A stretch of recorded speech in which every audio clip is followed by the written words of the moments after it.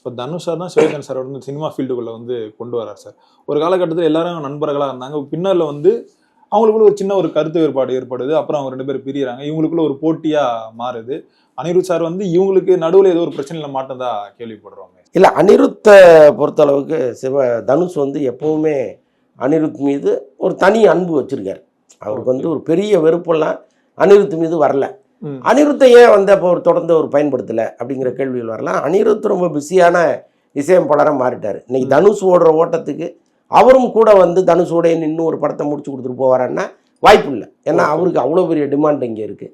அப்போ என்ன பண்ணுறாங்க, கம்ஃபர்டபுளாக ஒரு இசையமைப்பாளரோட நம்ம போயிடலான்னு போகிறாங்க. இதை நம்ம சண்டைன்னு புரிஞ்சுக்கிறோம். அப்படி கிடையாது. அதே மாதிரி அனிருத்துடைய லைஃப்பை கெடுக்கிறதுக்கு தனுஷ் ஒருபோதும் முயற்சி பண்ணதே கிடையாது. சிவகார்த்திகேயனுக்கு அவருக்கு இருக்கிற பிரச்சனையே இருக்குது.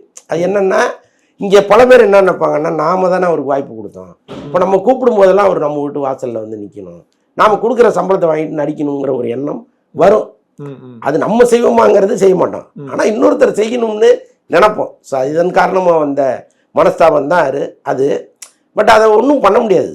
நீங்கள் அப்படிலாம் பார்த்தா வளரவே முடியாது. இவர் கோச்சுப்பாரு, இவர் தப்பாக நினச்சிப்பாரு அப்படின்னு நினச்சா வளரவே முடியாது. சிவகார்த்திகேயன் அந்த பக்குவத்துக்கெல்லாம் வந்துட்டார். யாரையுமே அவர் கவலைப்படுறதே இல்லை, போயிட்டே இருக்காரு, அவ்வளோதான்.